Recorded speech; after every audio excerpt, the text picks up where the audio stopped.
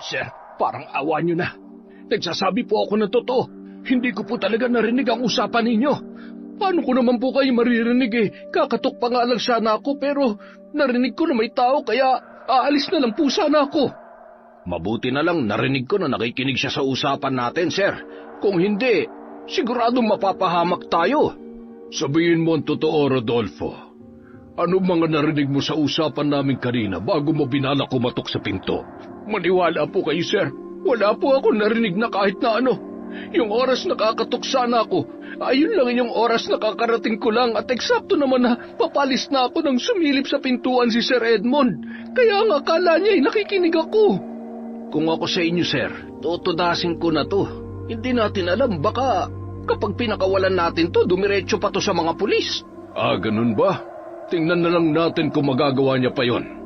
Iabot mo sa akin yung baril. Sir, ano pang gagawin niyo? Parang awa niyo na po. May pamilya ako na umaasa sa akin. Huwag niyo pong gagawin yan, sir. Huwag po. Huwag! Isilid niyo yan sa sako tapos isoli niyo dun sa bahay nila. Iwanan niyo na lang sa harapan ng pintuan ng masurpresa naman yung mga hampas lupa mag-ina niya.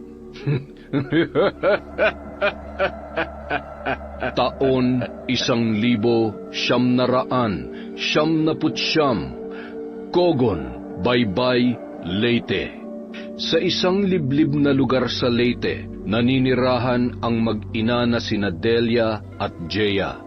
Simula nang iwan sila ng kanyang ama na si Rodolfo dahil sa misteryosong pagkamatay nito, na hanggang ngayon ay wala pa ring linaw.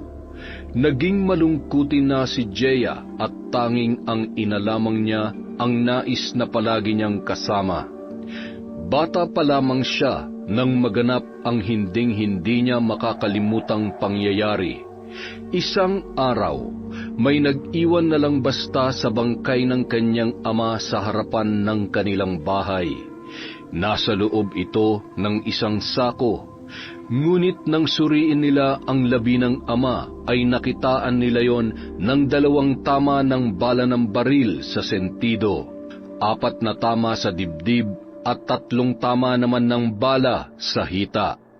At dahil nga mahirap lamang sila at sapat lamang ang kinikita ng kanyang ama noon bilang hardinero sa isang mayamang angkan ng mga gerero na kilala sa kanilang lalawigan, hindi na nila nagawa pang paimbestigahan ang kaso ng pagkamatay ng kanyang ama. Ang kanya namang ina ay labandera lamang ng mga kapitbahay tuwing araw ng Lunes, Miyerkules at Biyernes. Kaya labis ang kanilang kakapusan upang tustusan at ipagpatuloy pa ang naturang kaso ng ama. Matapos ang mahabang panahon ay hindi na naisipan pa ni Jea na magkaroon ng asawa sapagkat tumatak sa kanyang alaala na baka mangyari din sa magiging asawa niya ang nangyari sa kanyang pinakamamahal na ama. At ayaw niyang pagdaanan ng sakit na kagaya ng naranasan ng kanyang ina nung mga panahon na yon. Bagamat hirap sa buhay, masaya naman sila sa kanilang pamumuhay. Hindi naglaon, nakapasok si Jea sa iba't ibang uri ng trabaho at doon ay aksidente niyang nakita ang dating kaibigan ng kanyang ama na si Limuel. Jea, ikaw na ba yan, iha? Teka po, sino po kayo? Pasensya na po, medyo hindi ko lang yata naaalala. Ako ito, si Kuya Limuel mo, yung naging kasama ng tatay mo sa trabaho noon sa Pamilya Guerrero. Naalala mo na? Ay, kayo po pala. Oo naman po, naalala ko po kayo. Kumusta po? Mabuti nakilala niyo pa po ako. Ay, mabuti naman ako, iha. Kayo ba ng nanay mo, kumusta? Alam mo bang matagal ko na kayong hinahanap, kaya lang ay pinagtago ako ng angkan ng mga Guerrero. Po? Bakit naman po nila kayo pinagtago? Kasi ganito yon. Halika nga muna. Dito tayo sa gilid para walang makakita sa atin dyan. Ganito kasi yon. Hindi ba noon ay magkasama kami ng tatay mo dun sa Pamilya Guerrero? Siya yung hardinero at ako naman yung driver. Opo, naaalala ko nga po yun. Nung namatay nga po si tatay, hindi na rin namin kayo nakita. Kasi nga, isang araw kasi noon, maglilinis sana ng opisina ni Sir Arnulfo yung tatay mo. Kasi kasama sa trabaho niya na linisin din yung opisina ni Sir Arnulfo. Ganun po. Pagkatapos po, ano pong nangyari? Ito na nga. Sinubukan niyang katukin yung pintuan ng opisina kasi unang-una, patakaran sa amin ni Sir noon, dapat kakatok ka muna sa pintuan bago ka tuluyang pumasok. Pero nung kakatok na sana ang tatay mo, narinig niya na may nag-uusap sa loob ng tanggapan ni Sir. Parang nagmi-meeting yata sila Sir Arnulfo nung mga oras na yon. Sige po, ituloy lang po ninyo. Nakikinig po ako. Tapos nung aalis na sana siya kasi nga ayaw naman niyang makaistorbo sa meeting, eksakto naman na sumilip itong si Edmond na kanang kamay ni Sir Arnulfo dun sa pintuan. Tapos nakita ni Sir Edmond na paalis na ang tatay mo. Kaya ayun, inakala niya na matagal nang naroon sa pintuan yung tatay mo. Inakala nila na nakikinig siya dun sa usapan nila. Tapos po, ano na po ang kasunod na nangyari? Tinawag siya sa loob ng opisina. Ipinatawag siya ni Sir Arnulfo.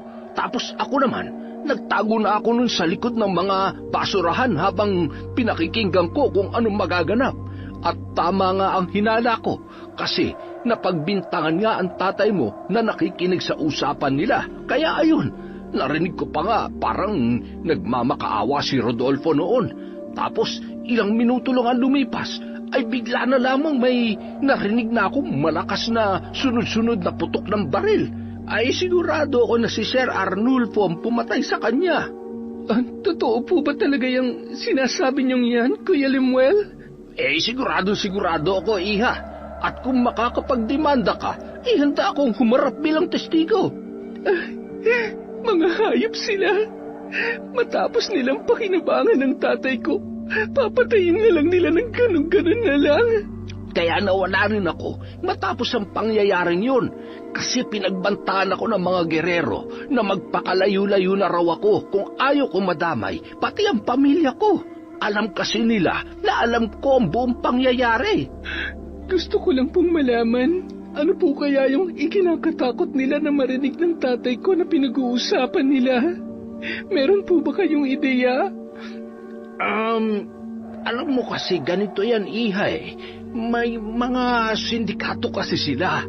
Silang pasimuno ng pagawaan at bentahan ng mga ipinagbabawal na dinamita. Mga wala pala silang kwentang tao. Sila naman pala tong may masasamang gawain tapos ibang tao pang ginagawa nilang masama. Siya, paano? Lalakad na ako, ha? Ito nga palang numero ng telepono ko. Tawagan mo na lamang ako kung sakaling makapagdesisyon ka na magdemanda, ha? Hindi na ako magdedemanda, Kuya Lemuel. Mag-aaksaya lamang ako ng pera at panahon sa bulag na batas na yan. Masigit pa doon ang gagawin ko. Maghintay lang sila. Iisa-isahin ko ang angkan nila at hindi ako titigil hanggat hindi ko sila nauubos. Iha, huminahon ka. Siya, sige, mauna na ako, ha? Nasabi ko naman na yung matagal ko nang gustong sabihin sa inyo ng mama mo. Maraming salamat sa pagbibigay alam sa akin ng tungkol dito, Kuya Lemuel. Ngayon, mapapanatag ng kalooban namin ni Nanay dahil alam na namin kung ano talagang tunay na ikinamatay ni Tatay. Sige, Iha, mauna na ako. Ikumusta mo na lamang ako sa nanay mo.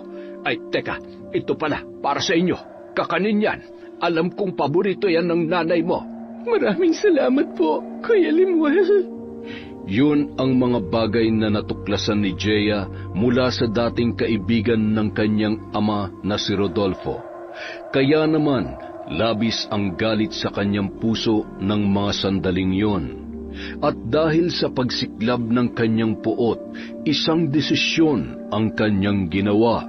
Sigurado ka na ba dyan sa gusto mong gawin, anak? Matagal ko nang pinag-isipan at pinagplanuhan to, Nay. Kaya huwag ka mag-alala. Magiging maayos ang lahat. Anong trabaho naman ang papasukin mo doon, anak? Simple lang, Nay. Magsisimula lang muna ako doon sa alam at komportable kong gawin. Bilang kasambahay. Anak, hindi madali ang trabaho na papasukin mo. Nay. Relax lang kayo, okay? Kaya ko na to. Huwag niyo na akong isipin pa. Huwag kayong mag-alala, susulatan ko kayo tuwing linggo. O sige anak, kung talagang hindi na kita mapipigilan pa, mag-ingat ka na lamang ha? Opo, Nay. Huwag po kayo masyado mag-alala sa akin. Matapos magpaalam sa kanyang ina, agad nang umalis si Jeya. Pupunta siya sa isang liblib na lugar na itinuro sa kanya ng kanyang kaibigan. At doon ay lalapit siya sa angkan ng mga mambabarang at magpapaturo siya ng itim na karunungan. Matapos ang mahabang biyahe ay sa wakas, narating na rin niya ang bahay ng tita na itinuro sa kanya ng kanyang kaibigan. Nakaramdam siya ng kakaibang aura sa paligid. Sobrang tahimik at wala ni isa mang tao ang makikita sa labas. Nasa ganoon siyang pag-iisip habang nakatayo at nakatingin sa kalawakan ng paligid nang biglang may nagsalita sa kanyang likuran. Sa tansya niya ay nasa edad 50 na ito. Ikaw na ba si Jeya, iha? Ay, kabayong 5 ulo! Ay, pasensya na po. Opo, ako nga po si Jeya. Paano niyo po nalaman? Bakit? Mukha bang may iba pa akong hinihintay? Ang sungit naman nito, hindi naman kagwapuhan. Anong sinabi mo? Naririnig kita at alam ko kung ano nasa isip mo. Ay, wala po yun. Ang sabi ko po, nahihina po ako. Malapit lamang tayo sa bahay. Doon ka na umihi.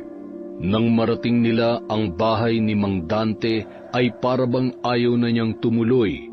Pero sa tuwing maaalala niya ang paghihiganti na gagawin para sa kanyang ama, ay nanunumbalik ang galit sa kanyang puso. Bakit gusto mong matutong mambarang? May gusto lamang po akong paghigantihan. Mga taong walang puso at walang awa sa mga kagaya naming mahihirap at tukha. Namatayan ka ng mahal sa buhay? Niloko ka ng kasintahan? O sinaktan ka ng kapitbahay? Tama po yung una niyong sinabi. At hanggang ngayon, hindi ko pa rin matanggap yung sakit. At hindi ko alam kung matatanggap ko pa o habang buhay ko na lang nadadalhin ng galit. Yan ang kauna-unahang kailangan para matuto kang mambarang. Dapat buo ang loob mo. Dapat galit ka. Dapat marami kang sama ng loob. At dapat handa kang pumatay at mamatay.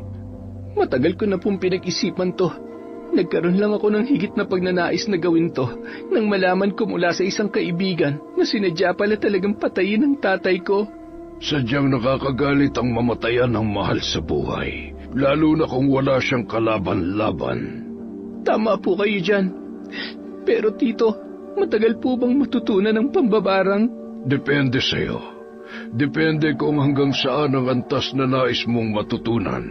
Ang gusto ko lamang po ay makaganti at bawian ng buhay ang mga pumatay at sangkot sa pagkamatay ng aking ama. Sige, tuturuan kita. Pero ayaw ko ng taong duwag. Gusto ko maging matapang ka, yung walang kinatatakutan. Kaya mo ba? Hindi po ako mag-aaksaya ng panahon para magpunta dito kung hindi ko kaya ang gagawin ko. Kung ganon, magsisimula na tayo mamayang gabi. Sa tuwing ganong oras lamang isinasagawa ang pag-aaral ng itim na karunungan. Kaya dapat handa ka. Nakahanda po ako. Alang-alang sa katarungan sa pagkamatay ng tatay ko. Siya nga pala. Ako si Mang Dante. Ako nga po pala si Jeya. Oo, kilala na kita. Hindi mo na kailangang sabihin. Ang sarap patukan ng mamang to ah. Ilakas mo, hindi ko naririnig. Ipapaalala ko lang sa'yo. Nababasa ko ang nasa isip mo. Hindi mo pa nasasabi ay alam ko na ang iyong iniisip. Pasensya na po, hindi na mauulit. At dahil determinado siyang matutunan ang pambabarang, ginawa niyang handa ang sarili para doon. Kinagabihan, nagsimula na siyang turuan ni Mang Dante ng panimulang hakbang para sa pambabarang. Noon lang niya nalaman na si Mang Dante pala ang isa sa mga pinuno o lakan ng mga mambabarang. Malawak ang kaalaman nito hinggil sa larangan na yon. Alisin mo yung kurtinang itim na nakataklob. Alin po? Ito po ba? Oo, hawiin mo yung tela na yan para makita mo kung ano ang natatakpan yan. Nang hawiin ni Jeya ang itim na kortina, ay tumambad sa kanya ang kahon-kahon na iba't ibang uri ng mga insekto. May alupihan, ipis, langgam, mga daga, palaka, linta, bulate, uod, garapata, tipaklong at kung ano-ano pang insekto. Dahil doon, napasigaw siya sa magkahalong takot at pandidiri. Ay, kabayong 10 ang ulo! Ay, ano ba ang mga yan? Totoo po ba lahat yan? Hindi yan mga laruan? Tunay ang lahat ng mga yan. At kailangan mo silang alagaan para magamit mo sa ritual ng pambabarang. Kailangan mo silang pakainin para sumunod sa lahat ng mga iuutos mo. Ganun pala yun? Pero ang dami naman. Lahat po ba yan nagagamit ninyo? Maaari mong gamitin ang lahat ng yan sa iisang tao lang na nais mong barangin. Mas marami, mas mabilis ang epekto. Mas mabilis mamamatay ang biktima mo. Ano naman po itong nasa divider na parang mga aklat? Yan ang mga aklat ng itim na mahika. Grimoryo ang tawag sa mga aklat na yan. Naglalaman ng mga dasal at orasyon sa pambabarang. Ang dami ko palang dapat kabisaduhin. Sa una ka lamang mahihirapan. Tanging determinasyon at labis na intensyon ang magpapabilis para matutunan mo ang lahat ng ito. Halika dito't may ipapakita pa ako sa iyo. Ano naman po yan? Ang daming iba't ibang klase ng manikang gawa sa tela at saka iba-ibang kulay. Nagagamit niyo ba lahat yan? Oo naman. Depende sa bibiktimahin. Bata, matanda, babae, lalaki. Depende kung alin ang nais mo. Halika dito't may ipapakita pa ako sa iyo. Ano naman po ito? Ang dami. Mga karayom na iba't ibang sukat at kulay. Depende din ba ang paggamit niyan sa bibiktimahin? Oo. Lahat ng gagamitin mo ay depende sa uri o klase ng bibiktimahin mo. At ito na ang pinakahuli. Ha? Ano naman ang mga yan? Ang daming dibotelya. Mga gamot po ba yan? Hindi. Ito ang mga lason ng masasamang halaman. Kung gusto mong paslangin ng tuluyan ng iyong biktima, maaari mong gamitin ang mga yan. Ibig sabihin, pwede niyo palang patayin ang inyong biktima sa isang iglap lang? Tama ka. Sa kamay mo nakasalalay ang itatagal ng buhay ng iyong biktima. Parang ang saya nun na. Sana mabilis ko lang matutunan to. Tutulungan kitang matuto sa lalong madaling panahon para maisagawa mo na ang iyong paghihiganti. Hindi naging madali para kay Jeya na pag-aralan ang pambabarang. Kinakailangan nun ng buong tiyaga at dedikasyon. At higit sa lahat, kailangan ng matigas na puso at handa kang pumatay at mamatay. Mabilis na lumipas ang ilang linggo, buwan at 2 taon. 2 mahabang taon bago natutunan ni Jeya ang lahat, mula sa mga orasyon at dasal hanggang sa kung paano gumamit ng mga insekto para sa nais niyang patawan ng parusa. Naging dalubhasa si Jeya sa tulong ni Mang Dante, at nang marunong na siya ay nagpaalam na siya sa matandang mambabarang. Maraming salamat po sa lahat ng tulong niyo sa akin, Mang Dante. Utang ko po sa inyo ang kaalaman na ito. Walang anuman, Jeya. Salamat din sa pagtitiwala mo sa aking kakayahan. Naway magtagumpay ka sa gagawin mong paghihiganti. Matapos na magpaalam si Jeya sa mambabarang, muli niya nang tinahak ang landas pabalik sa kanilang baryo. Ngayon ay tila halos abot kamay niya na ang tagumpay para sa katarungan ng kanyang tatay na namatay sa kamay ng kanyang amo. Mabilis na uminog ang mundo kay Jeya Muli siyang nakabalik sa lugar nila, bitbit ang pagnanais na makapaghiganti sa mga nanlapastangan sa kanyang pinakamamahal na ama, puno ng pagpapanggap habang nakasuot ng luma at punit-punit na damit. Nilagyan din niya ng lumang tela ang kanyang ulo na magsisilbing belo at talukbong upang mas lalo siyang magmukhang sinauna at walang kamuwang-muwang na nilalang. Malakas ang loob niya na kumatok sa bahay ng mga gerero. Tao po! Tao po! Ilang minuto pa siyang kumatok ng paulit-ulit at maya-maya isang may nakakatakot na muka at balbas sarado ang nagbukas ng gate. Oh, sino ka naman pulubi ka? Anong ginagawa mo rito, ha? Kuya, gusto ko lang po sanang magtanong. Baka kailangan niyo ng makakasama sa bahay kahit po katulong lang. Ikaw nga, huwag mong sirain ang araw ko, ha? Ang ganda-ganda ng umaga ko, sinisira mo. Lumayas ka dito! Alis! Ngunit hindi nagpatinag si Jeya at buo ang loob na isinakatuparan ang kanyang binabalak. Narinig niya na may yabag ng mga paa na papalapit sa gate kung saan sila naroroon. Edmond, sino ba yung kausap mo at ang tagal mo makabalik dito sa loob? Pasensya na, madam. Kasi naman tong pulubi na to nangungulit Gusto daw magtrabaho dito kahit kasambahay lang. Bakit naman hindi?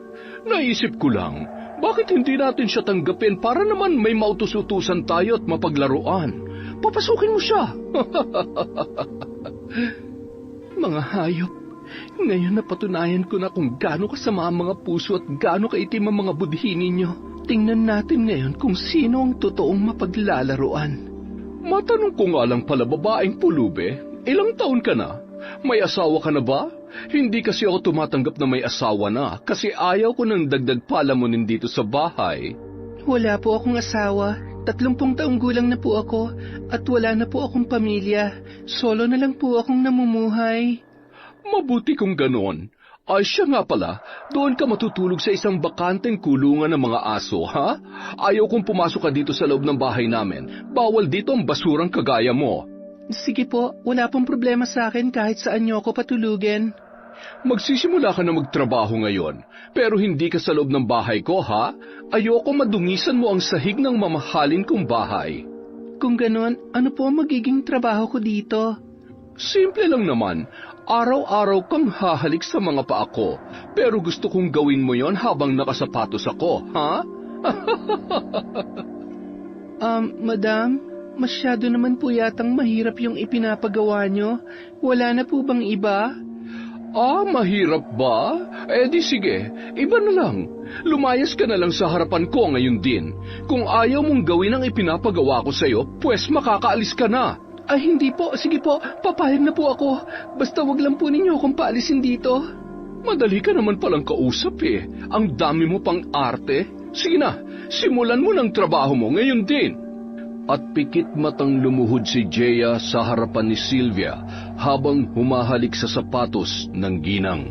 At nang makita yun ni Edmond ay tila lalo pa ito ng asar at nais gumaya sa among babae. Madam, mukhang gusto ko rin yung pinapagawa mo sa kanya. Hoy, pulubin Chimay, pagkatapos mo dyan, itong sapatos ko naman ang linisin mo, ha? Bilisan mo! Huwag ka nga munang istorbo dyan, Edmond. Hindi pa ako tapos. Meron pa dito sa kabila. Di ba, Hineng? Ano pang hinihintay mo? Gawin mo nang ipinag-uutos ko kung ayaw mo mapatalsik ka dito.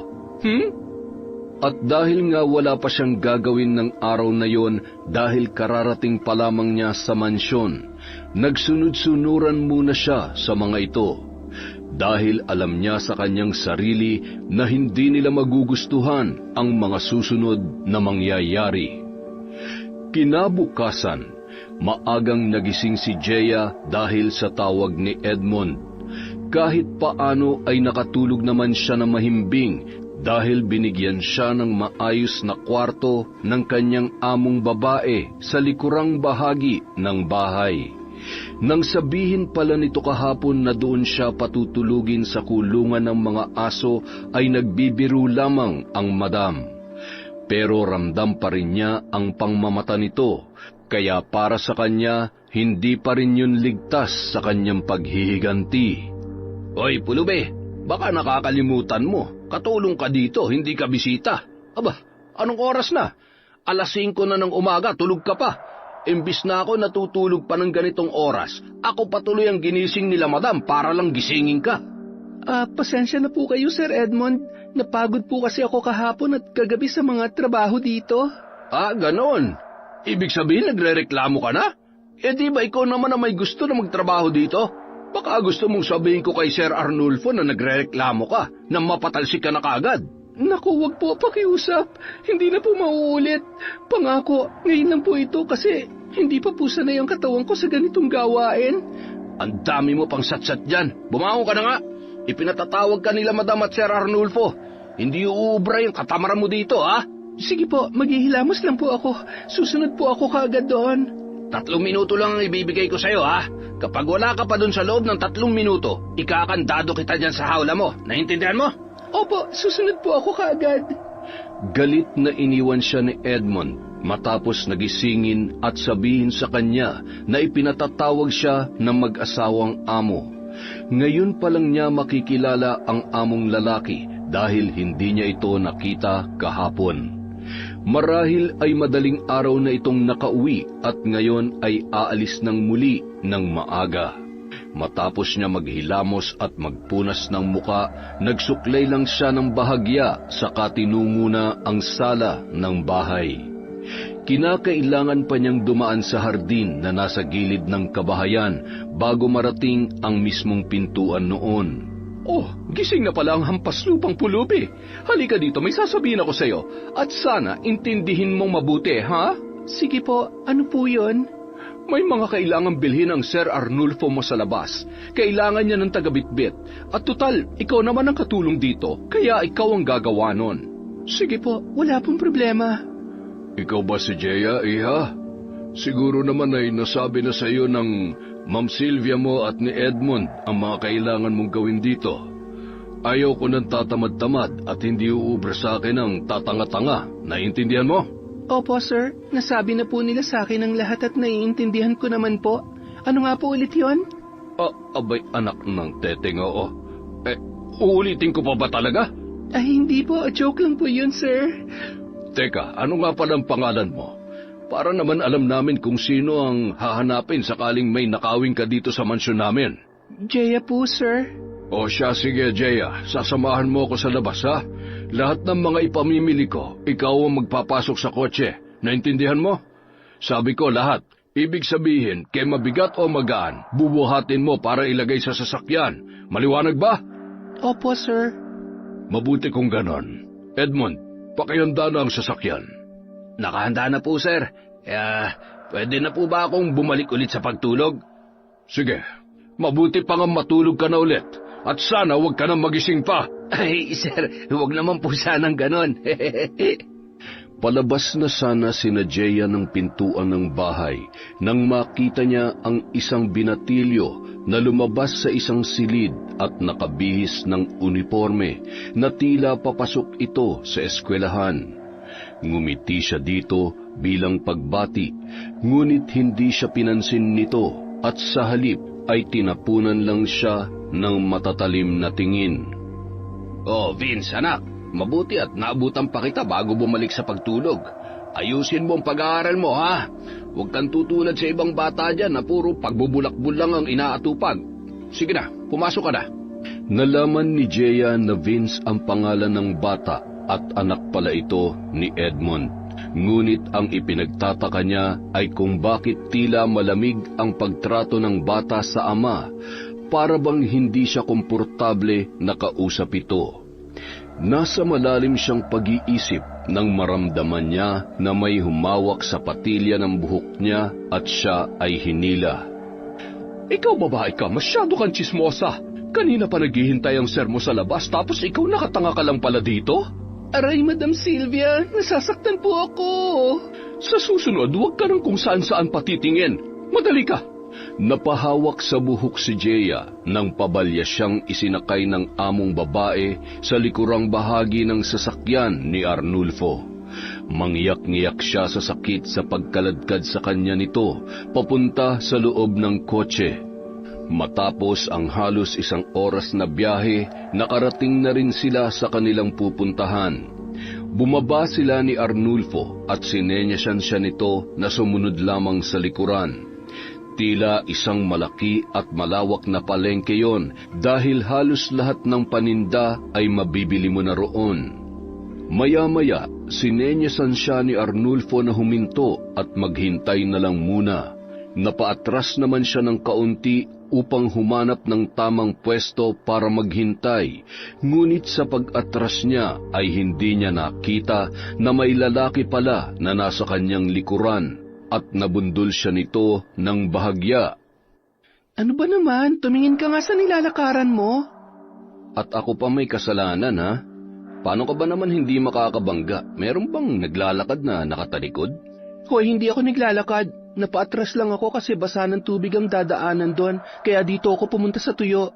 Siya nga pala, hindi ho yung pangalan ko. Ako si Ricky, ang gwapo, matipuno at simpatikong antingero dito sa baryo ng Kogon. Ano naman ang pakialam ko? Lumayas ka nga sa harapan ko. Wala akong pakialam sa'yo. Di sige, kung yun ang gusto mo. Pero baka lang kailanganin mo ng tulong ko. O may kilala kang kailangan ng tulong ng isang manggagamot, antingero na kagaya ko. Sabihin mo, puntahan lang ako dito. Nandito lang ang gwapo at matipunong antingero. Mas minabuti ni Jeya na wag na lang magsalita at maghintay na lamang sa pagtawag ng kanyang amo na natatanaw niya sa di kalayuan. Hinihintay na kumaway ito sa kanya bilang hudyat ng pagtawag, ngunit tila ilang minuto pang abala ito sa pakikipagnegosasyon sa kanyang kausap. Nang nagpalinga-linga siya ng paningin sa paligid, ay tila isang bula na naglaho na lang bigla ang lalaki na nagpakilalang Ricky. Sa puntong yon ay napabulong siya sa sarili. Mukhang may sisira sa plano mo, Jeya. Pero huwag kang magpatinag. Kailangan mong tuparin ang misyon mo na makuha ang katarungan sa pagkawala ng tatay mo. Napapitlag siya nang marinig ang pagtawag sa kanya ng among lalaki. Nakalapit na pala ito sa kanya at kanina pa siya nito kinakawayan at tinatawag. Ano ba nangyayari sa iyo at para kang nawawala sa sarili mo, Jeya? Kanina pa kita tinatawag. Dinaig mo pa yung bingi. Hala, kunin mo yung mga pinamili ko doon at buhatin mo papunta doon sa sasakyan. Mauna na ako doon, ha? Ikaw nang bahala magbuhat ng mga yon. Pasensya na po, sir. Sige po, ako na po ang bahala doon. Matapos yon ay agad na pinuntahan ni Jeya ang tindahan kung saan binili ng amo ang mga sinabi nito. Ngunit nagtaka siya kung bakit puro bulto-bultong karton at matitigas na papel lamang ang mga yon. Ilang karton ang mabibigat na binuhat niya ng 3 balik mula sa tindahan hanggang sa kanilang sasakyan. Kaya naman nang matapos ay habol hininga siya sa pagod. Bilisan mo, pumasok ka na agad at aalis na tayo. Hindi tayo pwedeng abutan ng mga manghuhuli dito. Bagamat nagtataka sa mga sinabi ng amo ay hindi na lamang siya kumibo. Ngayon ay mas nakilala na niya ang mga ito ng harap-harapan. Sa kasalukuyang nararanasan niya sa poder ng mga gerero, masasabi niya na totoo nga ang mga ikinuwento sa kanya ni Lemuel. Ikaw pala ang Arnulfo na pumatay sa aking tatay. Ngayon ay mas kilala ko na ang pagkatao mo. Mas magiging madali na sa akin para isakatuparan ng mga plano ko. Maghintay ka lang, darating din ang oras mo. Habang sinasabi yon sa sarili, unti-unti niyang binubuo ang kanyang mga plano sa isip. Napapangiti siya ng lihim dahil nakikita niya sa kanyang imahinasyon kung ano ang kahihinatnan ng buhay ng mga gerero matapos niyang isagawa ang kanyang paghihiganti. Lumipas ang ilang araw at linggo, parang naging normal na lang ang lahat kay Jeya. Tila ba normal na rin lang sa kanya ang mga masasamang pagtrato ng kanyang amo, pati na rin ni Edmund. Humahanap lamang siya ng tiyempo at magandang pagkakataon para hindi makahalata ang mga ito. Natitiis niya na sana ang lahat ng pagmamalupit sa kanya ng mga tao sa bahay na yun. Ngunit isang araw, sumagad ang kasamaan ni Sylvia nang itinulak siya nito sa swimming pool na halos ikinalunod niya. Mabuti na lamang at nakita siya ng binatilyong si Vince at inabutan siya ng mahabang kahoy para mapunta sa gilid ng swimming pool, kung saan may hagdan at nakaahon si Jeya. Maraming salamat, Vince. Bakit ka ba niya inihulog? Anong naging kasalanan mo? Mali kasi yung naiabot kong tuwalya sa kanya, kaya ayun, tinulak niya ako. Napakasama talaga ng ugali nila. Ha? Anong ibig mong sabihin, Vince? Pati ikaw ba sinasaktan nila? Hindi na sumagot pa ang binata. Sa halip ay nagmamadali na itong tumakbo papunta sa loob ng bahay. Matapos yon ay hindi niya na nakita pa si Vince hanggang sa sumapit na ang gabi. Tila nagkulong na ito sa kwarto buong maghapon. Kinabukasan, natataranta ang mga tao sa mansyon, kabilang na sina Arnulfo at Edmund. Hindi nila alam ang gagawin sapagkat walang tigil ang pagsusuka ni Sylvia at hindi nawawala ang pananakit ng tiyan nito. Arnulfo, dalhin niyo na ako sa doktor, pakiusap. Parang hindi ko na kaya at parang titigil na ang paghinga ko. Huwag ka mag-alala, Sylvia. Nagpatawag na ako ng ambulansya. Maya-maya lang ay darating na sila dito. Bakit hindi ka na lang nagpatawag ng doktor para pumunta dito? Hindi ko na talaga kaya, Arnulfo. Matapos yon sabihin ni Sylvia ay muli siyang nagsuka at umubo ng walang tigil at halos ilabas na ang mga laman loob sa labis na hirap. Maya-maya, nagulat sila Edmund at Arnulfo nang masaksihan nila na sumusuka ng mga tipaklong si Sylvia at tila ba wala na ito sa sarili dahil inuuntog niya na ang ulo sa sahig. Ilang beses pa niyang inuntog ng malakas ang kanyang ulo hanggang sa pumutok na yon at nagdulot ng labis na pinsala sa kanya habang patuloy na nagsusuka ng mga tipaklong na tila tuwang-tuwa sa pagtalon sa bawat paglabas sa kanyang bibig. Diyos ko, Sylvia, ano nangyayari sa iyo? Anong sakit pa ang dumapo sa asawa ko? Huwag po kayong mag-alala, sir. Parating na daw po si Dr. Estrella. Tanga! Napakakupad mong kumilos! Kanina ko pa yan iniutos sa'yo, ngayon ka lang gumalaw! Teka, nasa na ba si Jeya? Ay, pasensya na po, sir. Ilang beses ko pong tinawagan kanina pero busy ang linya eh. Ngayon lang sinagot. Tsaka hindi ko po alam kung nasan si Jeya. Kanina ko pa nga po hindi nakikita eh. Magsasalita pa sana si Arnulfo para kontrahin ang sinabi ni Edmund. Ngunit napatingin sila kay Sylvia nang nagpakawala ito ng malakas na sigaw habang ibinubuga ang pinakahuling pagsuka nito ng mga tipaklong at biglang tumigil ito sa paghinga bago humandusay sa sementadong sahig. Nang lapitan siya ni Edmund at kinapa ang pulso ay laking gulat nila nang wala ng buhay ang ginang. Sylvia! Anong nangyari sa iyo, Sylvia? Yun na lamang ang tanging nasambit ni Arnulfo habang nakatitig sa nakadilat na mata ng kanyang asawa na wala ng buhay. Sa kabilang banda, habang sila ay tumatangis sa pagkamatay ni Sylvia, may isang nilalang naman ang nagdiriwang dahil nakamit niya na ang unang lasa ng tagumpay. Walang iba kundi si Jeya. Mabilis na lumipas ang mga araw at natapos din ang maayos na libing ni Sylvia. Lahat ng kanilang kaanak at maging ang mga malalapit na tao na kakilala ng ginang ay hindi makapaniwala sa napakabilis na kamatayang sinapit niya. Nagsisimula pa lamang ako sa inyo, pamilyang Guerrero. Bitin na bitin pa ako sa mga ginagawa ko. Humanda kayo at ang iba mo pang kamag-anak, Arnulfo. Lahat ng taong konektado sa iyo, hindi makakaligtas sa galit ko. Isang umaga, Habang abala na nagdidilig ng mga halaman at bulaklak si Jeya, ay may narinig siyang boses na tila galit na galit, at marahas ang bawat bagsak ng salita nito.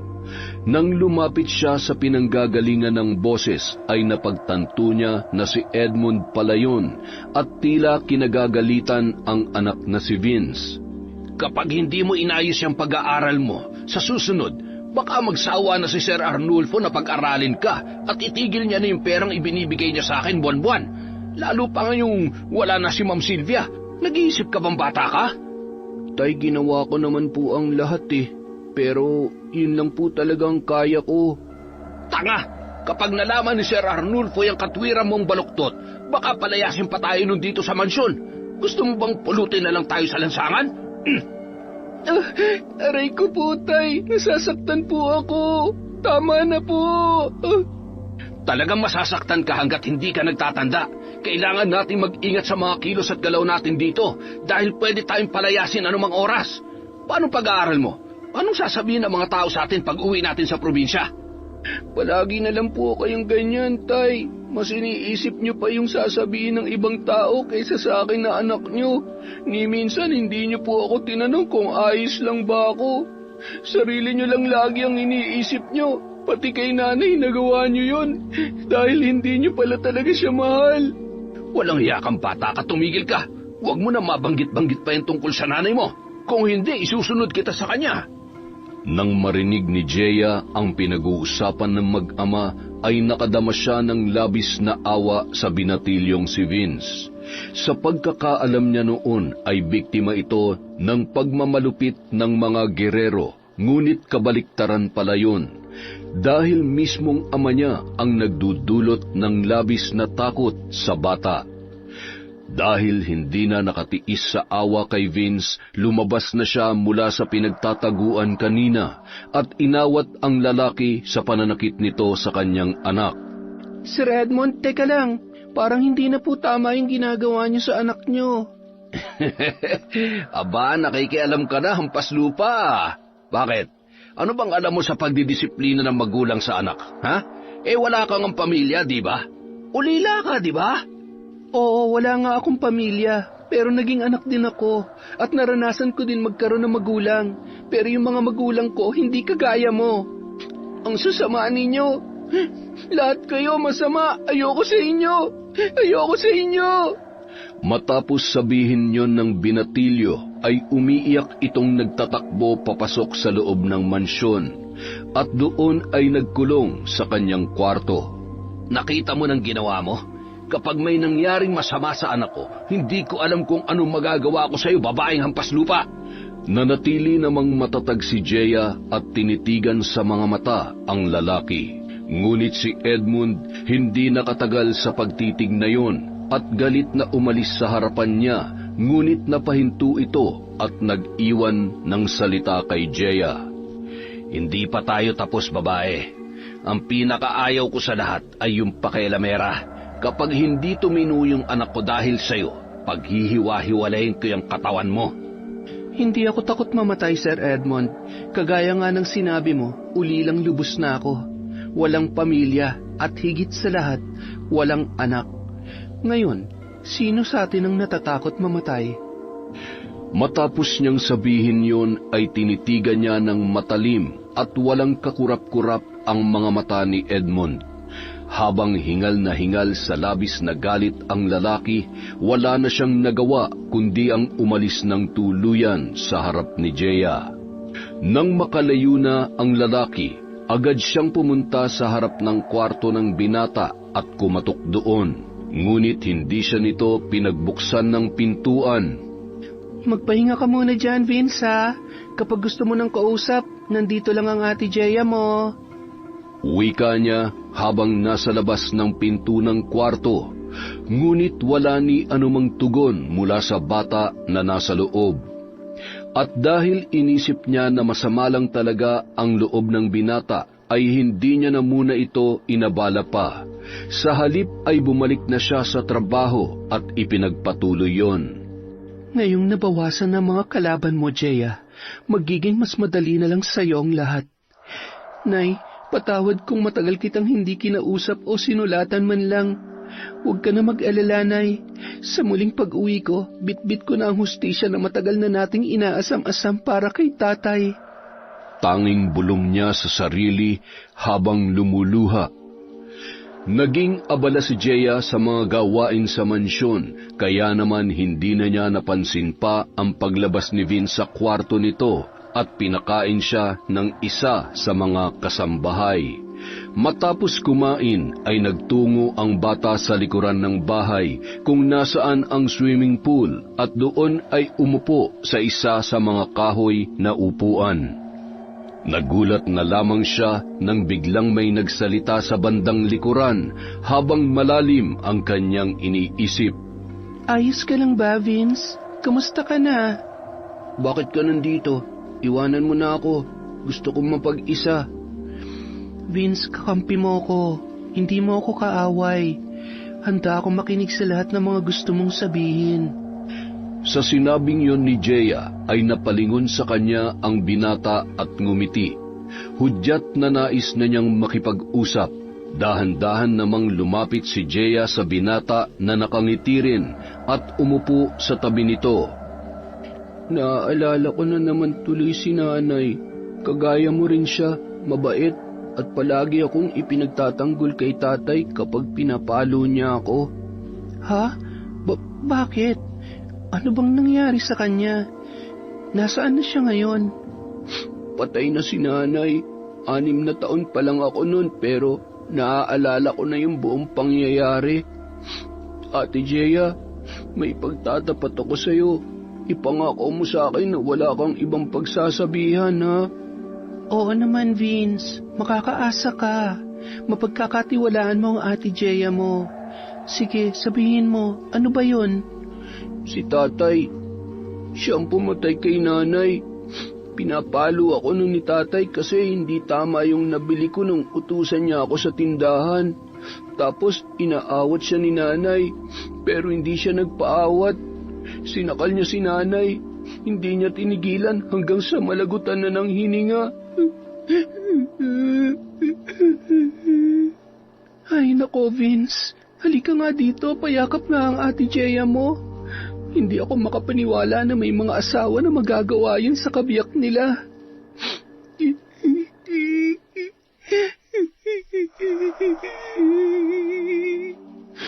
Teka, kung ganun, bakit hindi na ikulong ang tatay mo?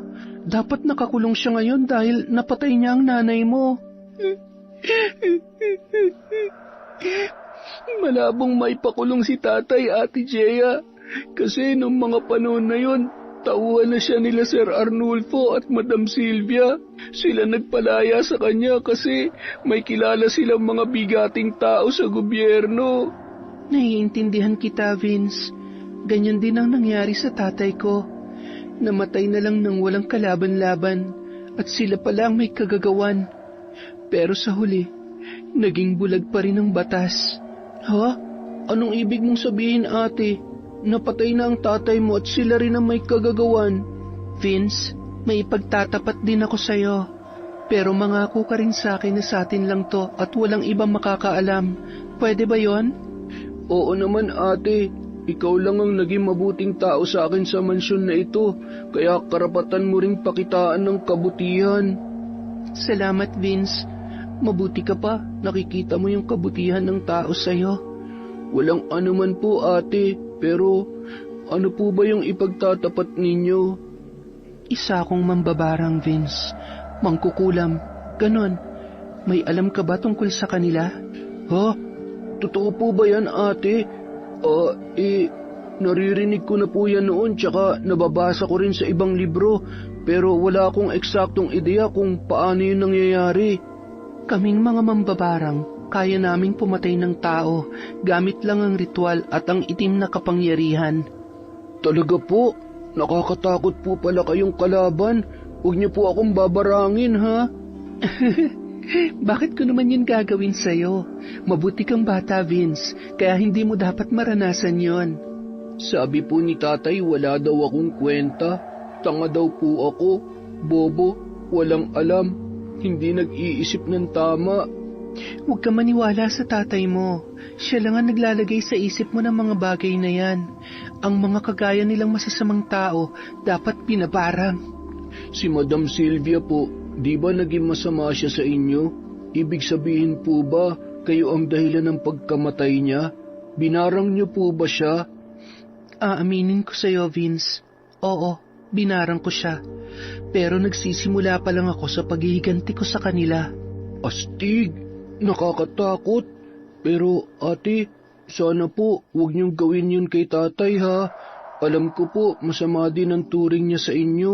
Pero kapag ginawa mo po yun sa kanya, mawawalan na po ako ng tatay. Mawawalan na ako ng kasama sa buhay. Siya na lang po kasi ang meron ako. Kaya kahit masama siyang tao, mahal na mahal ko pa rin po si tatay. Napakaswerte ng tatay mo sa'yo, Vince. Yan nga lang ay hindi niya nakikita ang halaga at kabutihan mo. Siguro po, kung buhay pa yung tatay niyo ngayon, sobrang proud po yun sa inyo, Ate Jeya. Pero alam mo, Vince, hindi naaalis yung galit dito sa puso ko. Ang gusto ko pa rin sa ngayon ay ituloy ang paghihiganti sa kanilang lahat. Lalo na dyan kay Arnulfo Guerrero. At walang sino man makakapigil sa akin. Naiintindihan kita, ate. Huwag ka mag-alala. Lahat ng mga pinag-usapan natin ngayon, tayo lang ang makakaalam. Salamat, Vince. O siya, tara na. Bumalik ka na dun sa loob at baka hinahanap ka na ng tatay Edmond mo. Matapos ang kanilang pag-uusap ay napakaraming nalaman ni Jeya at kahit paano ay gumaan ang kanyang kalooban dahil sa kauna-unahang pagkakataon ay mayroong nakinig sa kanya at nakahanap siya ng mahihingahan at yon ay sa katauhan ng isang bata na si Vince. Lumipas ang mga araw, patuloy sa pagmamalupit si Arturo kay Jeya. Mas lumala pa ang ginawa nitong kasamaan sa kanya ng isang araw. Jeya, halika nga dito. Bakit hindi mo pa naitatapon itong mga basura? Hindi ba trabaho mo yan? Opo sir, kaya lang po, bukas pa po ang araw ng pagtatapon natin. Kaya po isinalansan ko muna at inipon dyan sa tabi ng gate. Ang pinakaayaw ko sa lahat ay yung tatamad-tamad at hindi ginagawa ang trabaho nila. Yang ka nababagay, palibasa galing ka sa basura, kaya sanay na sanay ka sa amoy ng mga yan. Aray ko po sir, bakit niyo naman po ako itinulak dito sa mga basura? Nagtatanong ka pa talaga? Dahil diyan ka nararapat. Pag uwi ko mamayang gabi at nakita ko pa rin na nakatambak yung mga basura na yan, ipapatapon ko na yan kay Edmond kasama ka. Sige po sir, mamaya po gagawin ko na yan ang paraan. Itatapon ko na ang mga yan. Huwag mo akong subukan, Jeya. Masigit pa dyan ang kaya kong gawin sa'yo. May pagbabantang sabi sa kanya ni Arnulfo bago pagalit na umalis sa harapan niya at tinungo na ang kotse para umalis. Naiwan namang umiiyak si Jeya habang nagpapagpag ng katawan dahil sa ilang mga basura na dumikit sa kanya. Naging maayos naman ang mga araw na lumipas, bagamat ay nais na niyang isagawa ang pambabarang sa among lalaki dahil sa patong-patong na kasamaan nito sa kanya. Ngunit mas minabuti niya muna na mag-ipon ng sapat na lakas at masusing paghahanda para patumbahin ang kanyang amo. Isang araw, hindi inaasahang bisita ang dumating at ang labis na ikinagulat nila ay hindi lang pala ito basta bibisita lang dahil doon na daw ito maninirahan kasama nila sa mansyon. Si Bettina, ang nakababatang kapatid ni Sylvia na isa pa sa magdudulot ng kalbaryo sa buhay ni Jeya. Siya si Bettina, kapatid siya ng Ma'am Sylvia ninyo. Kaya ma'am na rin ang itatawag niyo sa kanya at susundin niyo kung anong mga ipag-uutos niya. Nagkakaintindihan ba tayo? Jeya, Edmond? Opo, sir. Hoy, babae, kung sino ka man, ipagtimpla mo nga ako ng kape. Sarapan mo, ha? Bilis! Opo, ma'am. Ngayon din po. Mabuti naman at naisipan mong dito na tumuloy, Bettina. Hindi ka man lang nakadalaw ng burol ng ate Sylvia mo hanggang sa mailibing na siya. Pasensya ka na, kuya, ha? Masyadong maraming gawain sa negosyo ko, eh. Naiintindihan ko naman. Pero kung nakita mo lang sana kung paano namatay ang ate mo, Ay, nako. Baka hindi ka makapaniwala. Ha? Oo nga pala. Ano bang ikinamatay ni ate? Maging kami hindi na nalaman ang dahilan kung ano nangyari. Pero palaisipan pa rin sa amin hanggang ngayon kung anong tunay na nangyari sa kanya. Bago siya namatay ay sumusuka siya ng mga tipaklong at inuuntog niya ang ulo niya sa sahig dahil daw sa sobrang sakit noon. Anong sabi mo, kuya? Sumuka ng mga tipaklong si Ate Sylvia bago siya namatay? Ay naku, Sus Mariosep! Nasa gitna sila ng pag-uusap nang bumalik si Jeya at dala na nito ang kape ni Bettina. Eto na po ang kape ninyo, ma'am. Ngunit pag-abot ni Bettina sa kape ay tila sinadya niya na ihulog ito at bitawan mula sa pagkakahawak dito. Agad namang nabasag ang tasa noon at nagkalat sa sahig. Ano ba naman yan? Napakatanga mo! Ang simple-simpleng bagay hindi mo pa magawa ng tama! Jeya, ano na naman bang kalokohan yan? Para kang laging bago ng bago sa mga gawain dito sa bahay, ah. Pasensya na po. Lilinisin ko na lang po. Ako na lang po ang bahala. Alam mo, kuya, parang may paglilibangan na ako habang nandito ako sa mansyon. Magandang laruan tong babaeng to, ah. Ikaw ang bahala, Bettina. Tutal naman ay kapatid ka ng asawa ko. Ituring mo na rin na bahay mo ito. Narinig mo yon, ha? Ituring ko na rin daw na bahay ko ito. Ibig sabihin, lahat ng gusto ko susundin mo. Maliwanag ba? Opo, Ma'am Bettina. Habang nakaluhod si Jeya sa sahig at nililinis ang nagkalat na bubog, ay biglang tumayo si Bettina at sinadya nitong sipain ang dalaga. Tumabi ka nga dyan at dadaan ako. Nasaan ang banyo? Aray, Ma'am Bettina, dahan-dahan naman po. Ay, nandyan ka pala. Pasensya na, ha? Akala ko kasi basura. Diyan ka na nga. Pang-aasar na sambit ni Bettina kay Jeya at dinuraan pa siya nito sa muka bago lampasan. Sumusobra na talaga kayo. Mga hayop kayo. Ngayon hindi na ako mananahimik pa. Matitikman yun ang galit ko. Matapos ang pangyayaring yon ay galit na tumayo si Jeya at iniwanan ang kanyang ginagawa.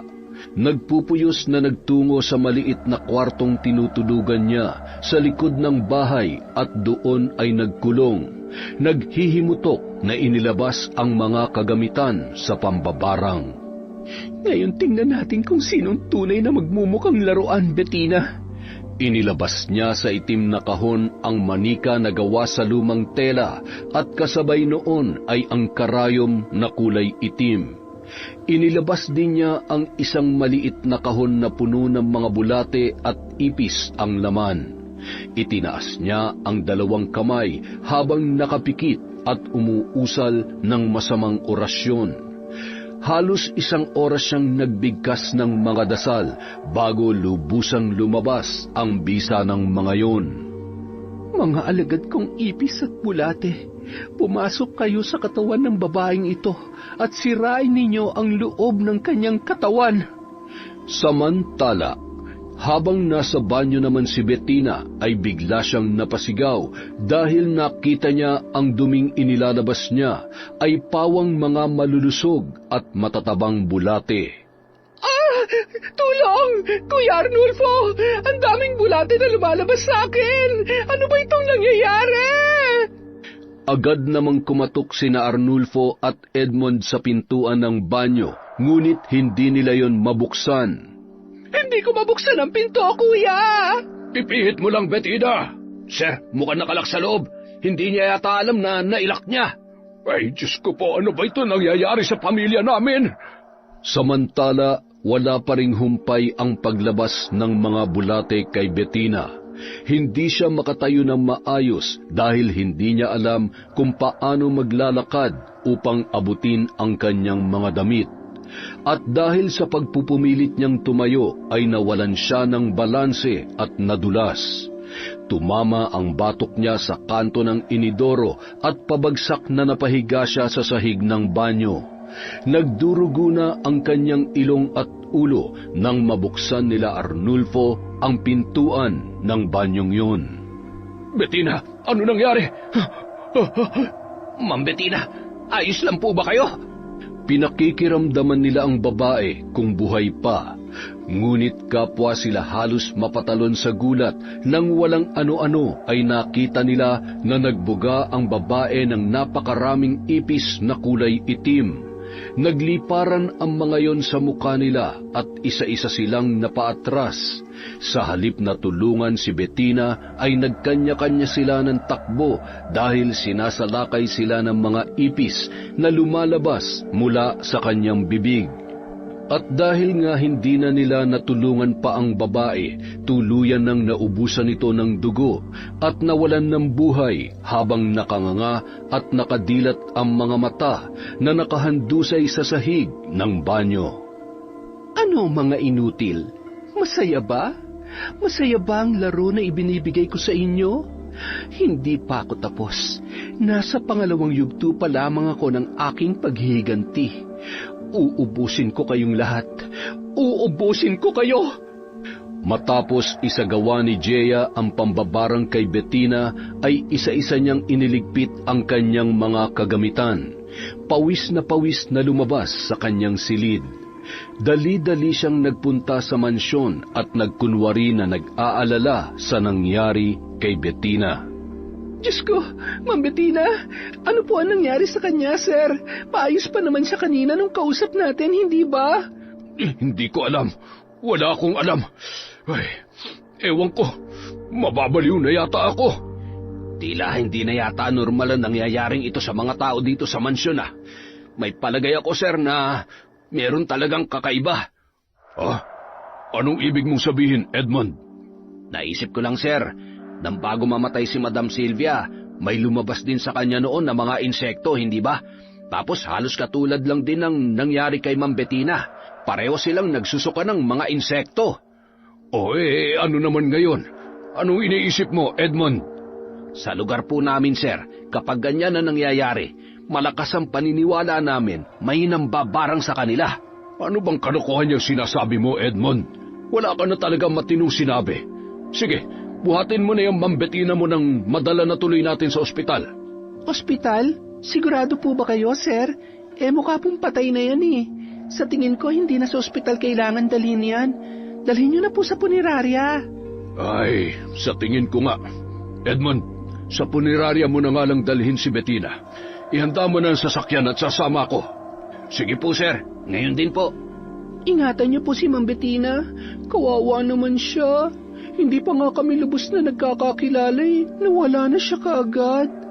Ang pagkukunwaring pag-aalala ni Jeya. Habang sa likod ng kanyang isip ay ang abot langit na tuwa at tagumpay. Nang makaalis sina Arnulfo at Edmond ay tila nawawala na sa sarili na nagsasayaw sa gitna ng sala ng mansyon si Jeya. Naabutan siya ni Vince sa ganoong eksena. Ang galing-galing mo talaga, Jeya. Tagumpay ang sumunod mong plano. Mabuti na lang at nasa bakasyon ang ibang mga kasambahay. Sino mag-aakala na ang Jeya na iyakin at lampa noon ay isa ng magaling na mambabarang ngayon? Ate Jeya, ayos ka lang po ba? Bakit parang ang saya-saya niyo pa po na namamatay na yung mga tao dito sa bahay? Shh! Huwag kang maingay, Vince. Masaya lang ako kasi wala na ang isa sa mga kalaban ko. Ibig sabihin kayo rin ang may gawa nun kay Tita Bettina? Binarang niyo rin po ba siya? Nararapat lang sa kanya yon, Vince. Ang mga taong kagaya niya ay hindi na dapat pinagtatagal sa mundong ito. Naiintindihan kita, ate. Pero sana lang, alam mo pa rin ang limitasyon ng mga ginagawa mo. Huwag ka mag-alala, Vince. Isusunod ko na ang Tatay Edmond mo. Di ba isa rin siya sa mga masasamang tao dito sa mansyon? Wag po, ate. Wag ang tatay ko. Wag po si Tatay Edmond. Bakit? Kriminal siya. Hindi ba't siyang pumatay sa nanay mo? Hahayaan mo na lang ba na hindi makamit ng nanay mo ang katarungan? Matagal na po yun, Ate Jeya. Naniniwala po ako na pinatawad na po siya ni nanay. Naniniwala ako na hirap makaakyat ngayon sa langit ang nanay mo dahil hindi pa niya nakakamit ang tunay na katarungan. Iyon ang totoo, Vince. Tama na, Ate Jeya. Patahimikin na lang po natin ang buhay natin. Pwede ba? Huwag mo nang ipagtanggol ang tatay mo. Dahil kapag ginawa mo yun, parang ikaw na rin ang pumatay sa nanay mo. Hindi totoo yan! Hindi totoo yan! Gayahin mo ko, Vince. Ipinaghihiganti ko ang pagkamatay ng aking ama at ibibigay ko sa kanya ang hustisya na karapatan niyang makuha. Tama na! Tama na po, Ate Jeya! Nagsisisigaw na tumakbo si Vince papasok sa kanyang kwarto habang binibigkas ang salitang tama na ng paulit-ulit. Naiwan naman si Jeya sa sala na sunod-sunod ang paghalakhak at tila ba tinatakasan na ng katinuan. Mabilis na lumipas ang mga araw na ipalibing na nila Arturo si Bettina. Hanggang ngayon ay hindi pa rin sila makapaniwala sa mga pangyayari. Tila isang bangungot lang ang lahat sa kanila. Samantala, hindi naman mapakali si Edmond sa labis na pag-iisip. Batid niya na may kakaiba na talagang nangyayari sa loob ng mansyon. Pakiramdam niya ay hindi na talaga normal ang lahat. Kinabukasan, habang abala si Edmond sa paglilinis ng sasakyan ng amo, ay bigla siyang natigilan dahil nakadama siya ng kakaibang pakiramdam. Naninikip ang dibdib ko. Ang sakit ng ulo ko. Parang hindi ako makahinga, Sir Arnulfo. Ay, naku Edmond, baka mataas lang ang dugo mo. Teka, ikukuha kita ng tubig. Sa kabilang banda, habang hawak ni Jeya ang manika na gawa sa luma at itim na tela, mahigpit niyang itinatali ang katawan nito gamit ang itim na sinulid. Tingnan lang natin kung makakahinga ka pa dito sa gagawin kong ito, Edmond.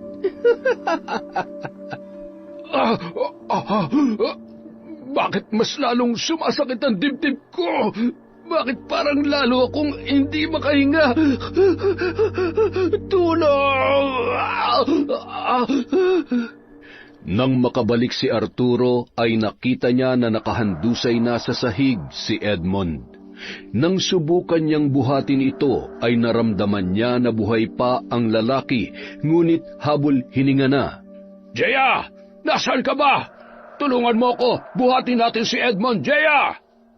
Ngunit nakailang ulit na siya sa pagtawag kay Jeya ay hindi pa rin ito lumalabas dahil abala sa ginagawang pambabarang kay Edmond. Maya-maya lumabas si Vince na siyang tumulong kay Arnulfo. Tay, kumusta po? Ayos lang po ba kayo? Uminom po muna kayo ng tubig, Tay. Salamat, anak. Nasaan si Boss Arnulfo? Umalis siya, Tay. May kakausapin daw pong tao sa labas. Baka maya-maya lang, bumalik na rin po yun. Hindi ko alam kung anong nangyayari sa akin, anak. Basta bigla na lang nanikip ang dibdib ko kanina. Nasa gitna sila ng ganoong pag-uusap nang makita ni Vince na parang may mga pigsa na mabilis na tumubo sa bawat parte ng katawan ni Edmond. Gulat na gulat siya sa kanyang nakita. Tay, ano po yung mga tumutubo sa legat mukha ninyo? Parang mga pigsa na may butas. Ang sakit! Ang hapde, anak! Tumawag ka ng doktor! Bilisan mo! Opo, tatay! Nung mga oras na yon, hindi alam ni Vince kung ano ang gagawin dahil sila lamang ng kanyang tatay ang naroroon. Hindi niya makita si Jeya dahil abala ito sa ginagawang ritual at ang mga kasambahay naman ay kasalukuyan pa ring nasa bakasyon. Maya-maya, eksaktong dumating si Arnulfo.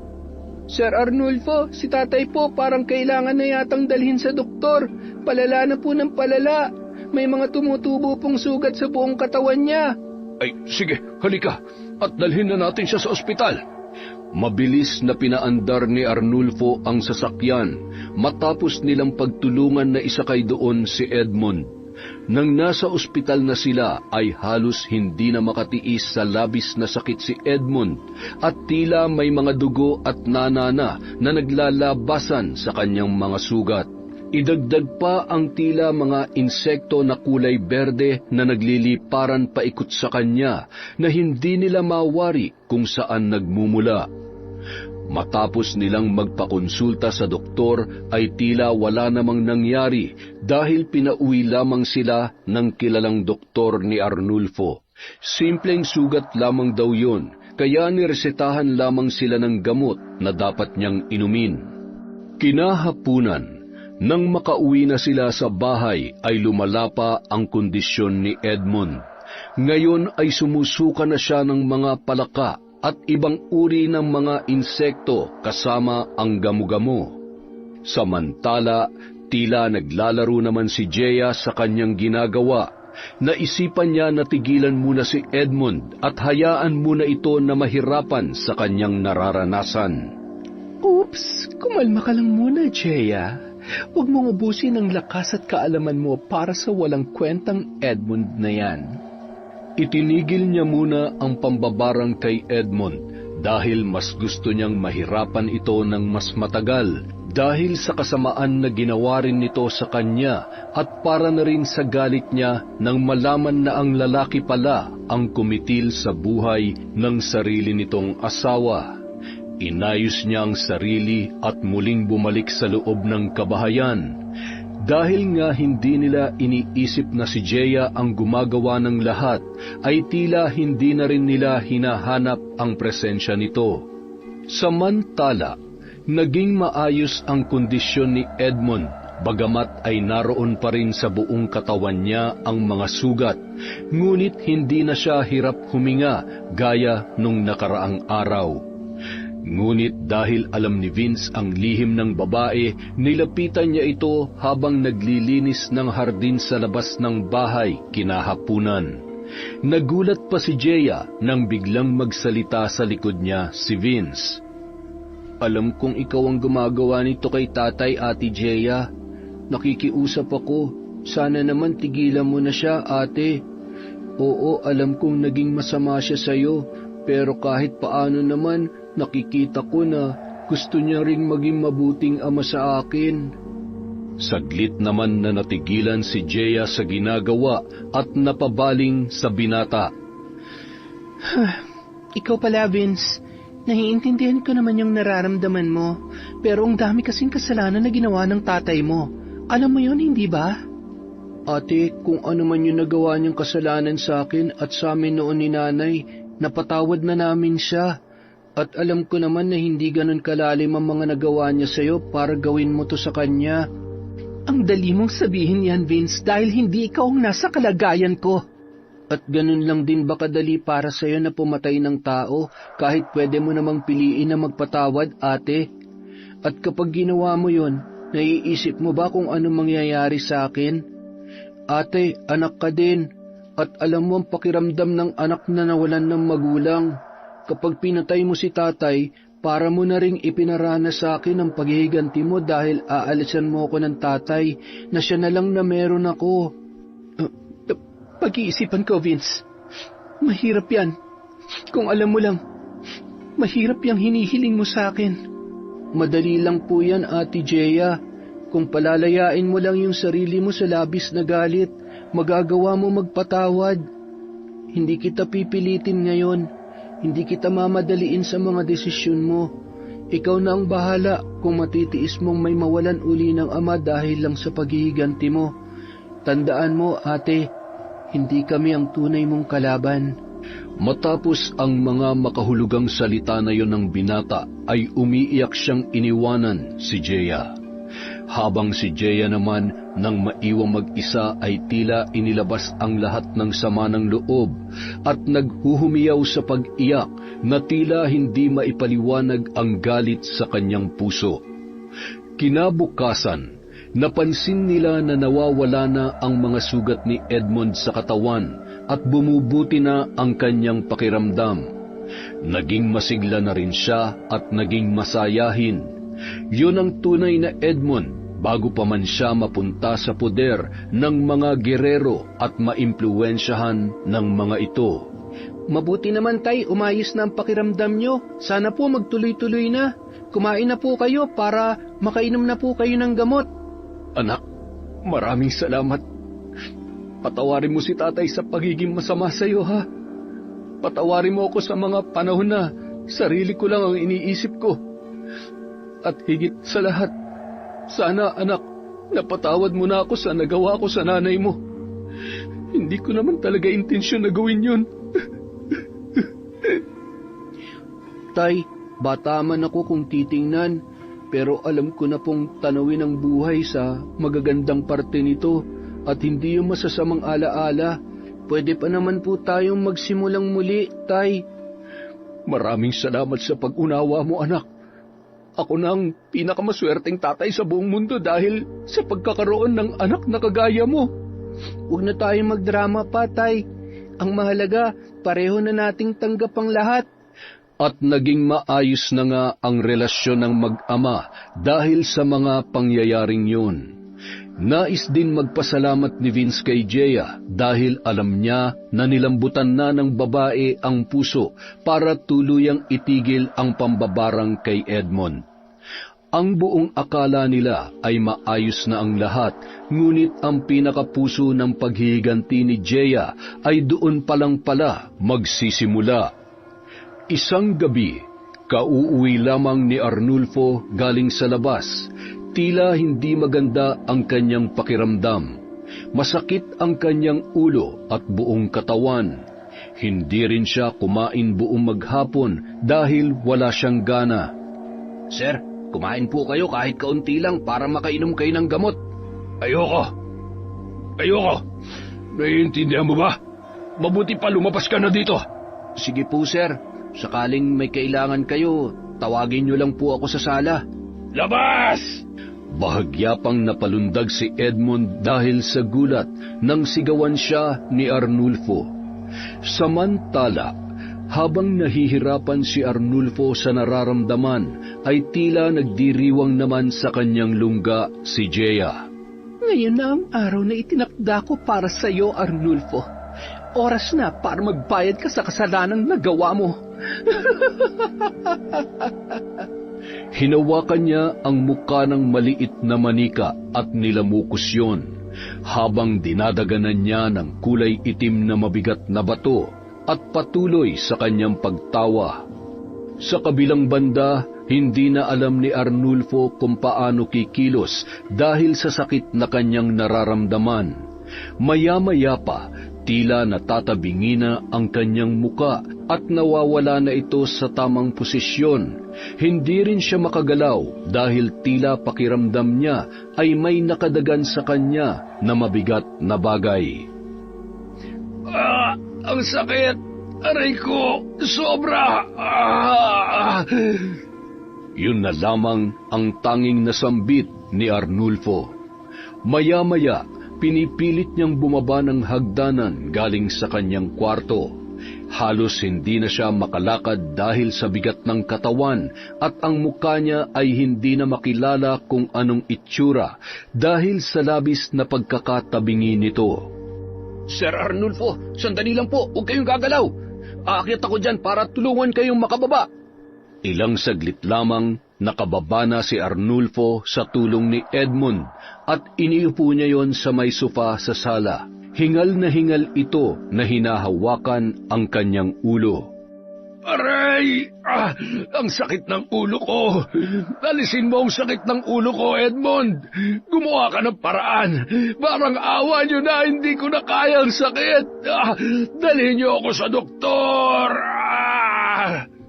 Habang nangyayari yon, tuwang-tuwa naman si Jeya na patuloy na tinutusok ng karayom ang ulo ng manika na hawak niya habang gigil na gigil sa kanyang pagtawa.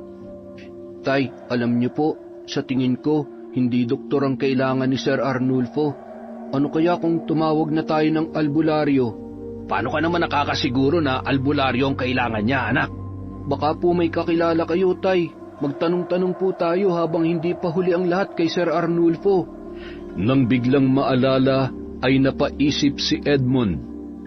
Parang may naririnig akong magaling daw na antingero at albularyo dito sa Kogon. Pero hindi ko alam kung naririto pa siya ngayon. Subukan niyo po, Tay. Baka hindi na umabot si Sir Arnulfo.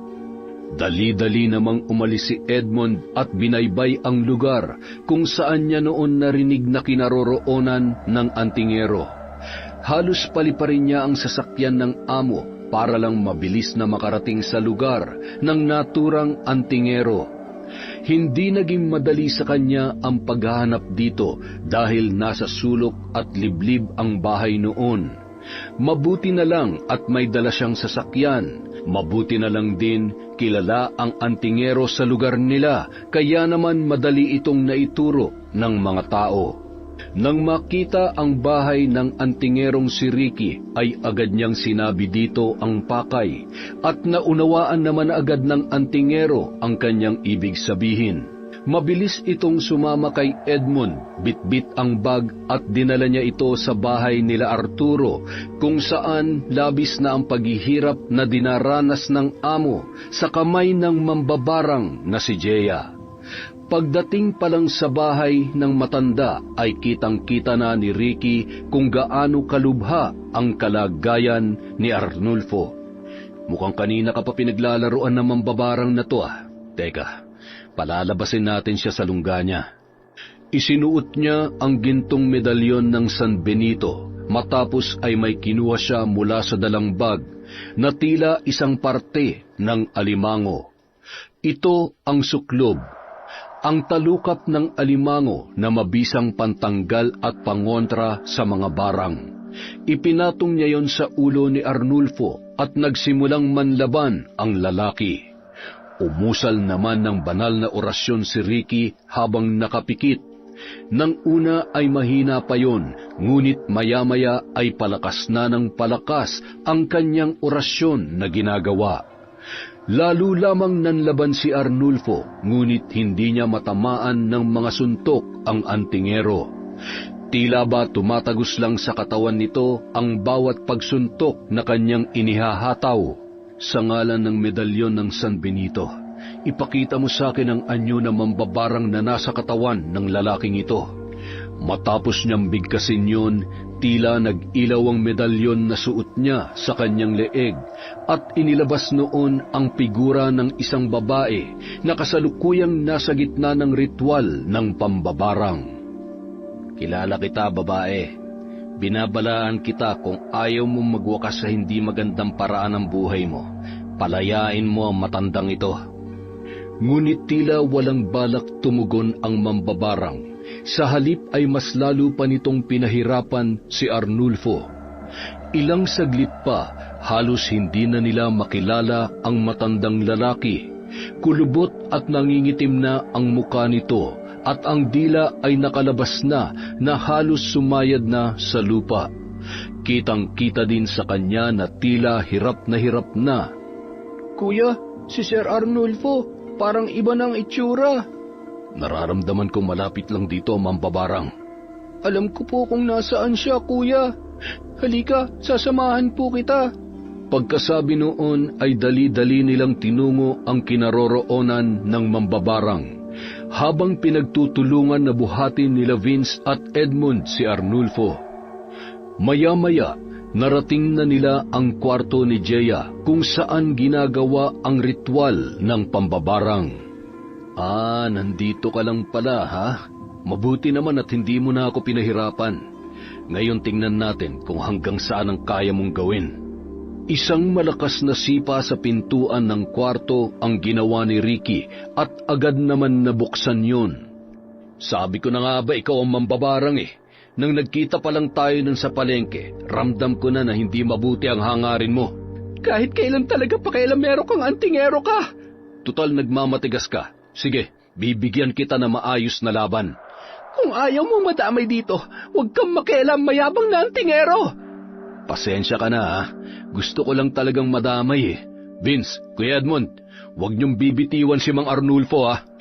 Kinuha ni Ricky ang anting-anting ng kaliskis ng buwaya na may laman na benditadong bala ng baril. Hinugot niya rin ang tirador na nasa kanyang bulsa at ginawang bala dito ang anting-anting. Inasinta niya sa mata ang mambabarang at sa isang iglap lang, tila nagsisigaw sa galit dahil sa tama ng bala ng anting-anting sa kanyang mata. Walang hiya ka! Papatayin kita, antingero! Huwag ka nang lumaban pa dahil ang mga katulad mo ay walang lugar dito sa mundo. Mabilis at galit na sumugod si Jeya sa kanila, ngunit nakakuha agad ng anting-anting si Ricky sa dala niyang bag. Mula doon ay hinugot niya ang pinatuyong buto ng buitre at itinusok yon sa leeg ni Jeya.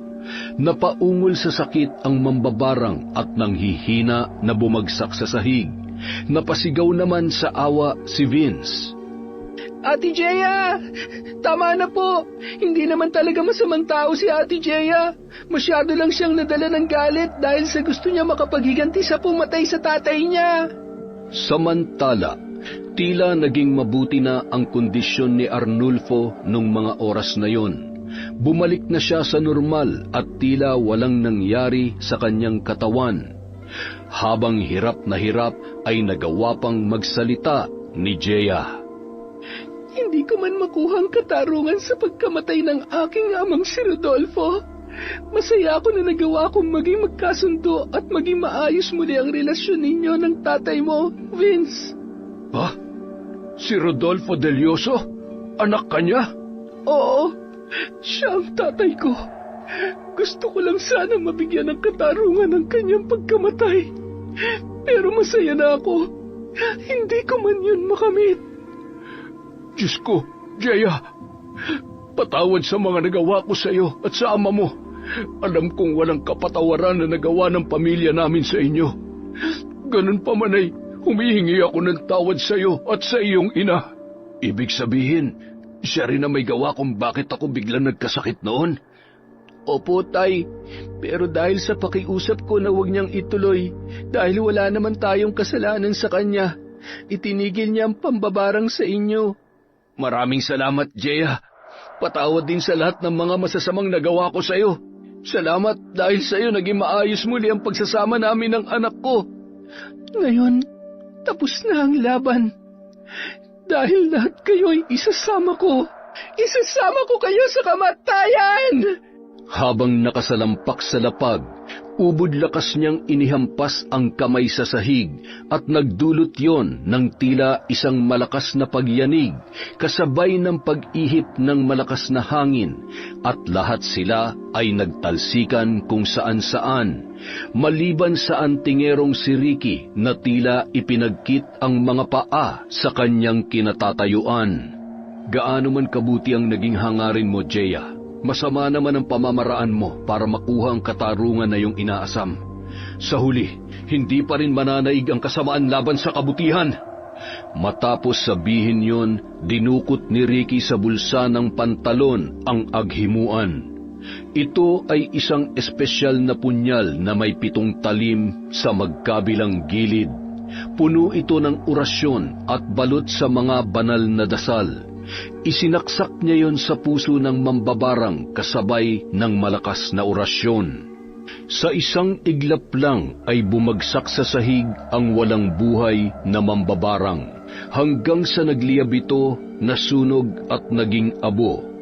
Muling lumakas ang hangin at tinangay ang abo na yon ng mambabarang, hanggang sa tuluyan na itong mawala sa loob ng kwarto. Ang pagsubok at suliranin na yon sa kanilang pamilya ay labis na nagbigay ng aral at paalala sa kanilang lahat na ang paghiganti ay walang maidudulot na mabuti. Lahat ng sigalot at gusot sa pamilya ay maaayos kung pipiliin niyong magpatawad upang makamit ang tunay na katarungan at kapayapaan. Hello! Happy Sunday po sa inyong lahat. December 1, magpapasko na. Dahil dyan, meron tayong shoutout. Shoutout po kay Maria Rosalie Galandes sa Galandes at Ramos family from Cagayan de Oro City. Kumusta po kayo dyan?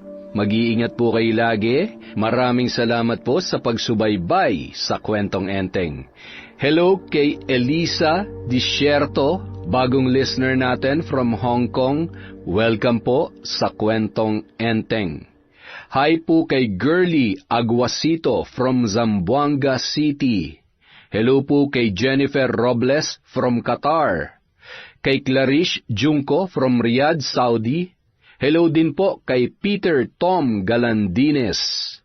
Hello rin po kay Gonzalo Albiog at siyempre kay Wilma Albandia from Macau. Maraming salamat po sa suporta mula kay Kwentong Enteng. Sir, parang awa